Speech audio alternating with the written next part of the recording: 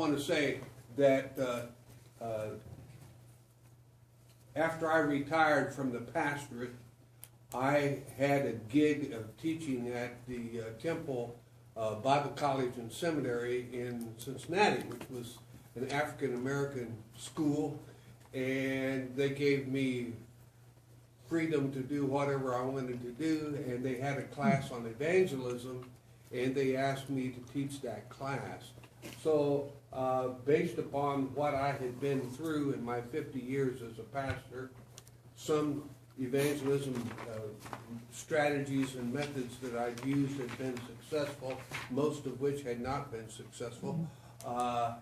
Based upon that and some reading that I have done, I developed a class, but it was a 3-hour class for 12 weeks, so that was 36 hours. So Mike has asked me to condense that 36 hours into whatever it is, a half an hour or so forth. So I am not trying to answer all the questions.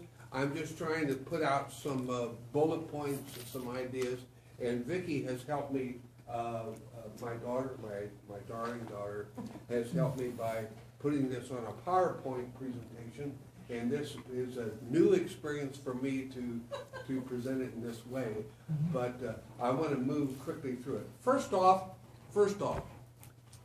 I would like for you to think together with me. We talked about doing an icebreaker, but I'd like for you to think with me about what it is, who it is, what the circumstances were that brought you to Christ, that brought you to the Christian faith. Now that may be different from what brought you to Plymouth Church. It is for me. And I've done a lot of reflecting on it. I recall that my parents were part of a very fundamentalist Christian group, and they didn't believe in infant baptism, but they did believe in infant dedication. And my father told me for years, we gave you to God. That's a heavy, heavy trip.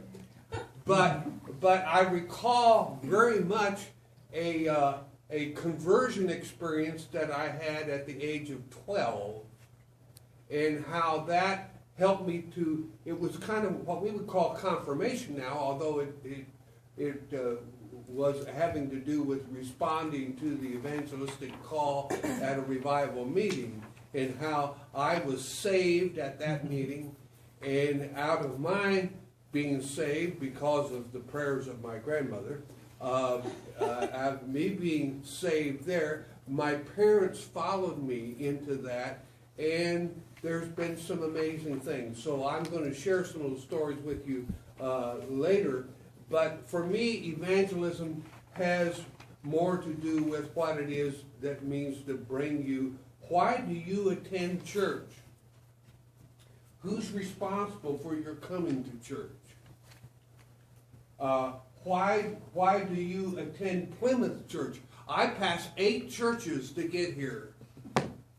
Now, aside from the dynamic sermons that I get,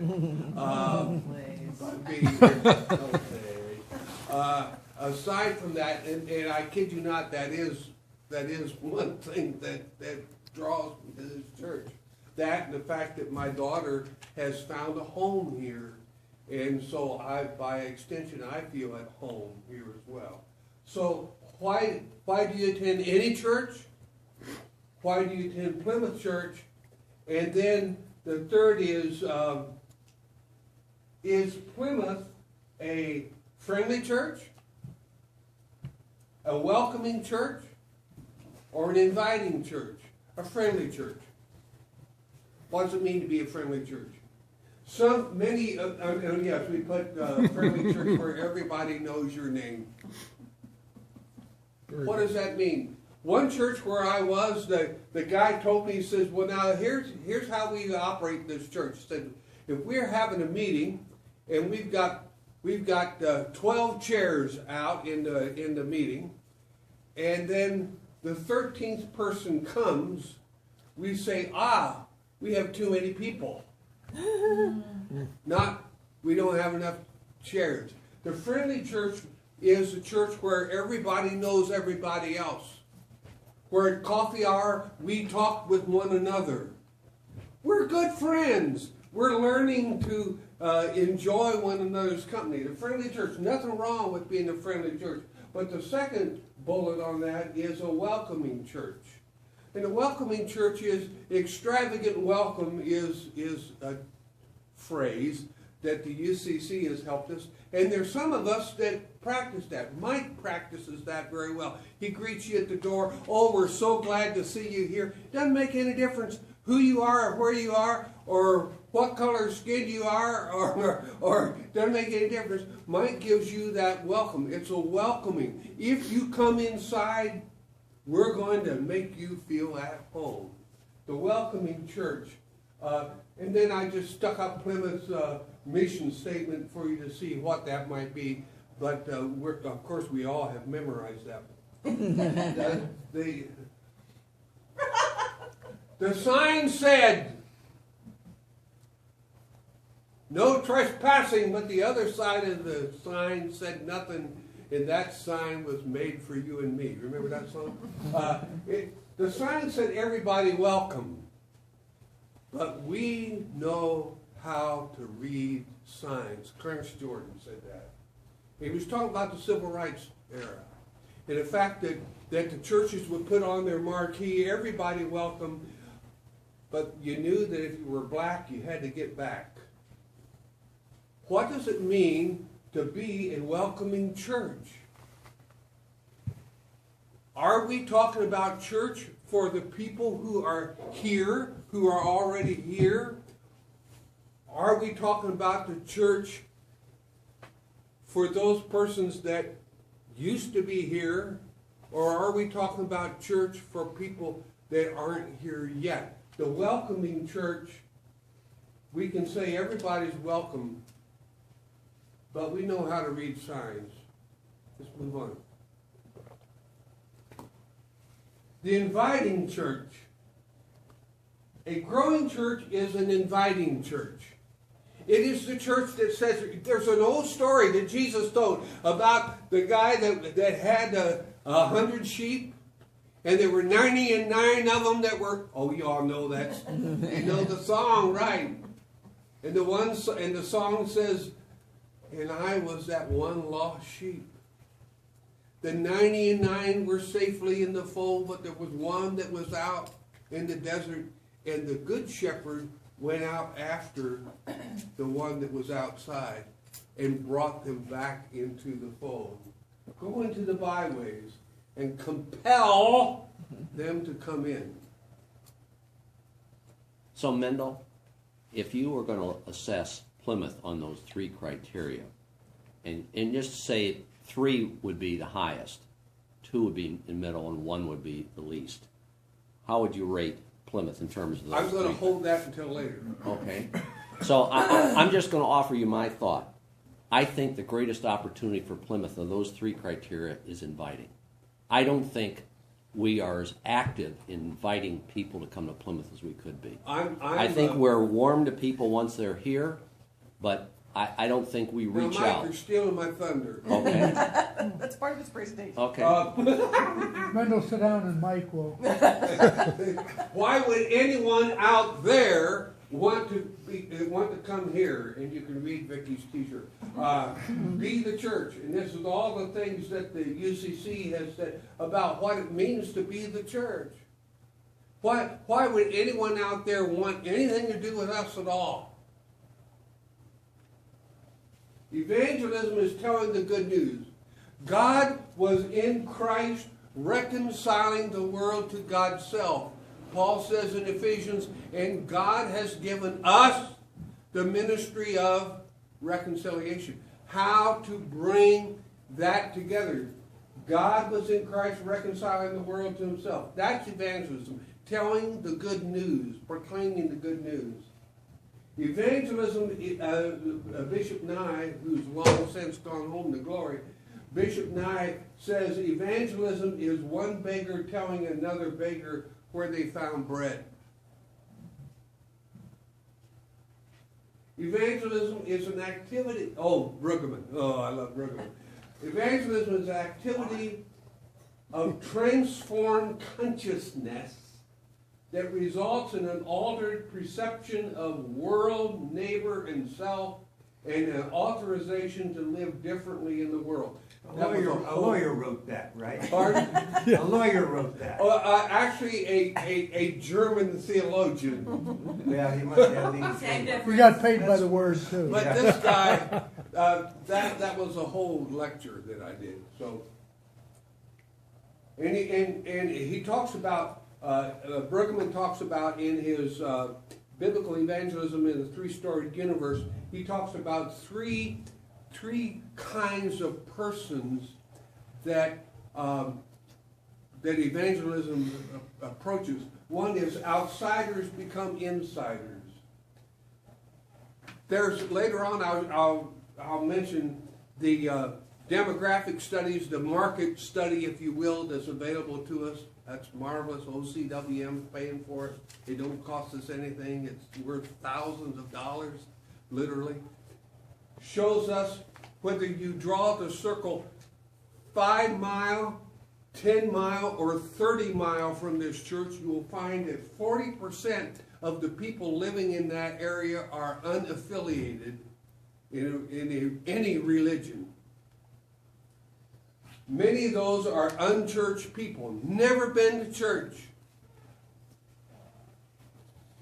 There's also part of the cohort that are de-church. There are people that have been to church, but they've been burned by dogmatism. They've been burned by anti-homosexuality or anti-woman or anti-black. All these things, there are reasons why they were in church, but they were turned off by the church, and therefore they're not affiliated. And there's also part of that, they're just not interested. The largest growing segment of our population now is none of the above. People that just said, piss on it, I don't want to be involved with any religion. The other thing he talks about, outsiders becoming insiders, forgetters becoming rememberers. These are people that are raised, that have some connection, but have wandered away. This might be the kids that were confirmed here, but then 2 years, maybe not that long, 2 years after they were confirmed, they're out, they're not there anymore until they're remembered. Something happens, they get married, they have a baby, someone dies, something tweaks in their brain, and they become rememberers. And he builds a whole strategy on how to deal with getting these forgettors, the people who have joined this church that then fall away for whatever reason. And then the beloved children become beliefful adults. That's the one I love. That's the one we probably do well. And that has to do with the confirmation process, Bushnell's concept of nurturing instead of the conversion thing of someone gradually becoming more Christian. They go to Heifer Project, deal with Adam. They go to Habitat for Humanity Project. They go to something like this and something captures them and they become beliefful adults. Not necessarily so they could spout the Heidelberg Catechism to you, but something that is deep within and say, I know what it means to be a follower of Jesus because I've done it. I've been there. So that's what this is. Evangelism should be informed, inspired, intentional, and incarnational. I'll take credit for that. Where are we going? I don't know. What happened to the Hey, inform? come on, kid. What are you trying to do? You trying to mess up the old man? Somehow we lost the inform. Jeez, Pete. I'm sorry. Okay. It should be informed. I don't know what happened to it. Informed is the one that had the sneaky thing with it. Yeah, No, that's intentional. intentional. We must have deleted informed. Boy, I'm sorry. Yeah, We are well, uninformed. Well, Uh, dock my pay. Dock Hey, my pay. that's Plymouth is Um, okay. It's a, thank you. the informed thing has to do with the I mentioned this. I used to preach and tell people that the church was not in competition with other churches and other groups. That's nonsense. We are in There it competition. is. That's informed. And therefore, marketing strategies are important for us to consider. And because of, there you go. Sorry. This is a free resource, and it's online. Shanthia empowered me to sign up for Plymouth on this. It doesn't cost the church a dime. It's all paid for by OCWM, but it is an in-depth market study of our area, and we can go out as far as we want from the church and actually look and see what the market bears, what people are buying, what kind of home they live in, what they're interested in, and so forth. That is available. However, I am not qualified as a marketing strategist, and we have people in this church who are. And it would be my judgment that this is a great tool, and this is where it is found on your machine. So that's a free, and it has to do with being informed, knowing what our people are, knowing where our potential market is, if you will, and that's where that comes from. Now let's go to the next one, dear. I'm sorry. There we go. It needs to be inspired, aspirational, and Mike sent out, I don't know, Mike, where you sent this out to a lot of people or not, For the last 2 meetings, But- I've given out this handout from the Harvard is Business managing Review. yourself, learning to learn. This is an excellent article from the Harvard Business Review. And it deals with the whole idea of what goes on in our heads.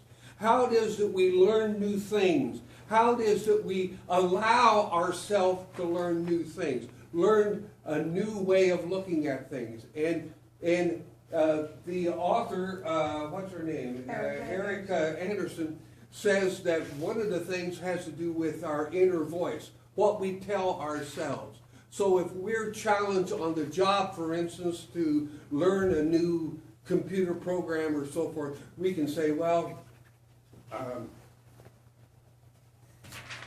Sorry. we can say, I'm already fine. I don't need to do this. I don't have to do this at all. This is nonsense. It's good enough the way it is. I don't have to do it. I tell myself this. Or I can say, what would my future look like if I did this, if I learned this new language, if I learned this new computer program, if I opened myself up to a new way of thinking concerning evangelism, I'm making it. Or I'm already fine at this. Am I really? Or can I learn something new? Or this is boring. This is boring. When we started the New Start UCC Church down in Kentucky, well, that was a real challenge. When we started that, they dropped us in as a zip code and said, start a church. And so I went to a program called Phones for You. And to make a long story short, I recruited about the same number of people here. And we got telephones. That's when we had landlines. We had 10 telephones set up in one room. And we ran a boiler room operation. And we called 23,000 cold calls in that county in 30 days. That was boring. And you had to do something to keep hyping it up. But we knew, trusting the numbers, we knew that if we called 10 people, that one of those persons would say, you know, I've been thinking about whether I might be interested in going to church. Yeah, why don't you send me your material? We knew that 1 out of 10 was going to be a good one. And so whenever that happened, somebody would ring a bell, we'd make whistles, we'd blow up balloons, we celebrated that. The idea was to learn aspirational about not just the boring job, but what the outcome of that might be. And we found, out of 23,000 people, we found better than 2,300 who said, yes, we're interested in learning more about the United Church of Christ. And then we found out of that another 10%. So we had our first Sunday, we had over 300 people that came to our first Sunday service. And out of that, we were able to get 125 people that joined the church. So Mendel, just to stay on that point, because I think this is a wonderful point. What you did was develop a different process, okay? Yes. And it was a very good process. Yes. And it touched people personally. Now, you didn't do it in person, but you did it by phone. Exactly. So you weren't just sending out flyers to 23,000 people. Now, what's happened here, Mike, is that time marches on. You don't have all those people with land phones now. Right. If we tried to do that now, we would not reach that 40% of the people, because I don't even know my land phone number. I've only got it so I can get cable television. Because he's talking about, it was Otherwise, I don't 1991 know. when he did that. So it has to do with aspirational, and aspirational has to do with what we tell ourselves. If we tell ourselves, thank you very much, Plymouth is just fine, just like it is, guess what? We'll stay just like we are. If, in fact, we say, okay, we want to reach out and bring these people in, what a great joy it would be to have them worship with us, what a great joy it will be to learn new things from them. We tell ourselves that story, it can inspire us, fill us with the Spirit. Let's move on. So Mendel, just to go back to Plymouth, we're at about 600 members now. What if we set a goal that we were going to be 700 members? Now that's a real challenge. That can be boring, or it can be aspirational. What will that change? Snoopy. Years ago, I sold life insurance. Oh God! And we He was good at had it. one of the things that they do. They just make new life insurance salesmen drive everybody crazy at the cocktail party, at the bowling alley, at their family reunion. They're always prospecting. Why? Because you want to eat. And so they set us up with a matrix, and this is the matrix that we set up with, in which you lay it down and you say, okay, Mendel, well, I don't know anybody. I don't know who I can sell to. Say, okay, let's tell you what. Write down the people that you're connected with the school, either with your kids' school or with your alumni association and so forth. Write them all down. Write those names down. Write down family. Who all is in the family? Don't figure out whether or not there might be good prospects. Just write them down. Put down your barber or your hairdresser. I remember something our pastor told us, that if she could just get people to say, you know, I went to a hairdresser and she did such a great job, and I want to tell you, Vicki, you might want to be interested, you know, or a barber. I need to see one. A mechanic. Write down who these folk are, who your contacts are. New moves. Someone moves into the community. Go see them and prospect them. They may buy your insurance. Friends, work. Somebody has a baby. Someone has a death in the family. Any changes that are done, you build out a matrix and you pull them in, and that's your prospect list. And then you work your prospect list, and you know that out of every 10 people that you contact, one of them's going to say, yeah, you can come over and talk to the wife and I. You know it. And you got it, okay, incarnational. And I was looking for it. This is from Leah Morales. I always get it messed up. She took French, I didn't. But they sing a song that says, meet me at the barricade. And what is it? Incarnational. Incarnational means not just a head trip. It means a tangible, physical trip. And so we just did some brainstorming about some of the things